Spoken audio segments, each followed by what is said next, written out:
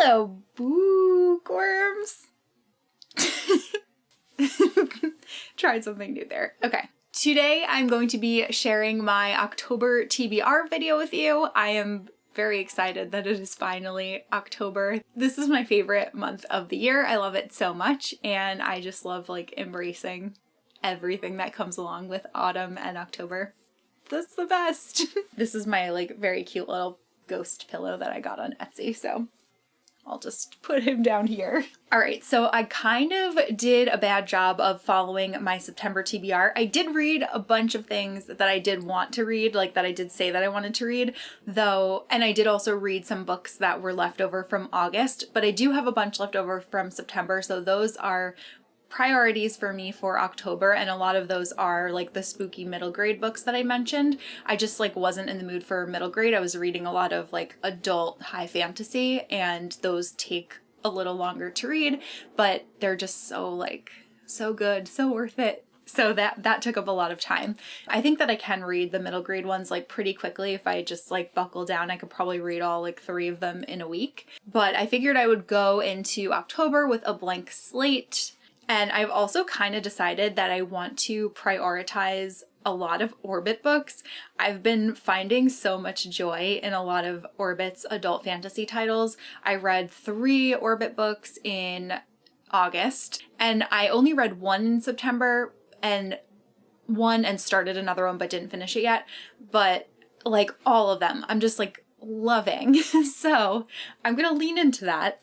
All right, so in October, I am planning on reading, first and foremost, Bloody Rose by Nicholas Eames. This is the second book in the Banned series. Kings of the Wild, the first book, is one of my favorite books in the entire world. I love it so, so much. If you like Dungeons and Dragons, this is definitely a series that you should check out. It is heartwarming. The characters are like amazing. The whole story just reads like a D&D campaign. It's an exciting adventure, and I'm really looking forward to reading this second book, which is actually a companion novel. We're following different characters than we followed in the first book, though I'm sure that you will recognize the name Bloody Rose if you did read that first one. This has been on my TBR for a while. I'd been wanting to reread Kings of the Wild before I read Bloody Rose, and I did. I reread it in August, and I am ready. Can't wait to pick this one up. This one is following like an all-girl band, which I think will be a lot of fun. The tagline is, girls just want to have fun. Our main character is named Tam, and she works at a tavern, and then Bloody Rose and her band comes into town, and Tam ends up signing on and joining them and becoming part of their band. And I have no idea what kind of adventure they're going to be going on, but I'm very excited to find out what it will be. Next, I want to read Arm of the Sphinx by Josiah Bancroft. Honestly, if I can get to it, I would also really love to read The Hod King because I'm a month behind in this read-along, but I put up a poll on Instagram to see what people thought that I should read. The choices were either Arm of the Sphinx or Jade City, and Jade City ended up winning the vote. And I also did really want to read Jade City before Illumicrate does the pre-sale for their really pretty editions of that series. And I'm so glad that people chose Jade City because I ended up loving it. It was absolutely incredible, and yeah, now I'm like in the middle of so many great series, so I need to start making progress. I really loved Senlin Ascends. We're following a character named Senlin who goes to the Tower of Babel, and he immediately gets separated from his new wife. They're there on their honeymoon, and the first book was all about Senlin trying to find his wife, and we're gonna continue on that journey in the second book. And then the last Orbit books book on my TBR is The Bone Shard Daughter by Andrea Stewart. I've been hearing really great things about this series since this first book came out last year, and I really wanted to read it in October because the second book comes out in November. This book has bone magic, and we are following the former heir to the Empire who wants to reclaim her throne. Also, like, there are so many blurbs on the back of this book from such great authors, so that definitely gives me a lot of confidence in it.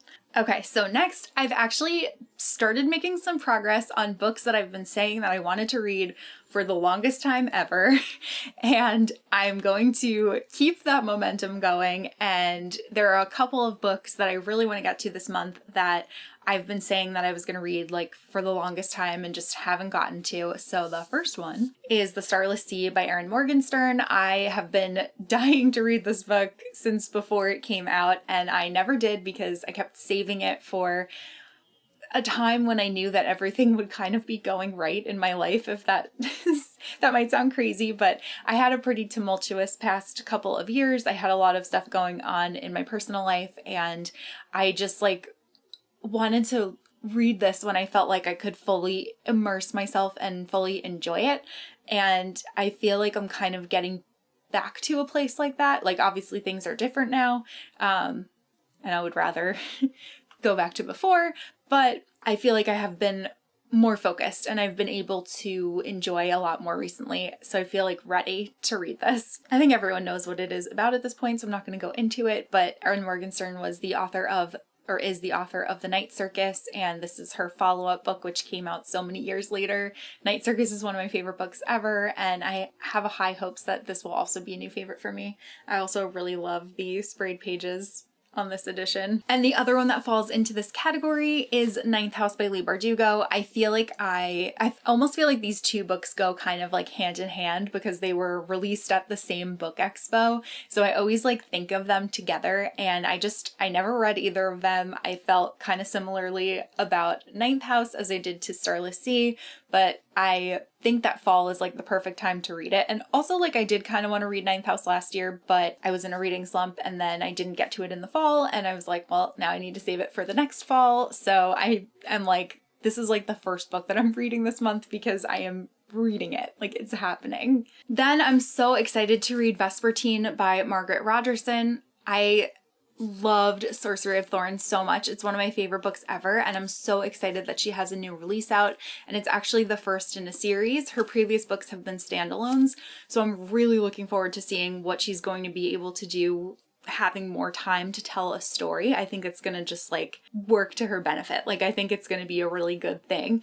And I've heard such excellent things about this one so far. I've talked about it a couple of times on my channel because it is one of my most anticipated fall releases. We're following a character named Artemisia who cleanses the bodies of the dead. She does this so that their souls can pass on, otherwise they'll rise as spirits with a ravenous hunger for humans. Her convent ends up getting attacked by possessed soldiers, and she ends up defending them by awakening this ancient spirit. It sounds amazing. Then I also want to read at least, but potentially more, the next two books in the Guildhunter series by Nalini Singh. The second one is Archangel's Kiss, and the third one is Archangel's Consort. I read the first book back in September and I absolutely loved it, and I cannot wait to continue with this series. I really like the characters, I really like the world, and I'm really looking forward to seeing where the story is going to go from here. I'm so glad that there are so many of these out that I can just binge read. I have wanted to fall into an urban fantasy series for so long, and I'm so glad that like